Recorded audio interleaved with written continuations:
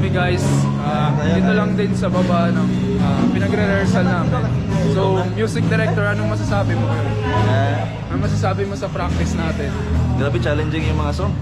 May mga parts, lalo na yung mga instrumentalist na hindi pa kabisado yung song. So, nahihirapan sila. Mga bagong instrumentalist kagaya ko, medyo naiilang kasi bago yung song.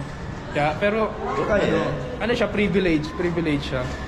So, tatanungin natin mamaya yung keyboardist natin na naghihingalo sa tights. Nasaan na siya? Sir, ano po masasabi niyo sa tights ng music na kanta ni... Sino kumanta nun, Kuya Boy? Si Billie Eilish. So, ano masasabi mo sa challenging na tights? It's very life-changing. It leads you to growth. And kailangan ko talaga magsipra. So ayan guys. So dito kami kakain ngayon. Pakita namin sa inyo. Dito lang din siya. Sa loob ng mall. Nagmamadali kasi kami. Kaya hindi na kami manginasal. Alam nyo naman yun. Yan.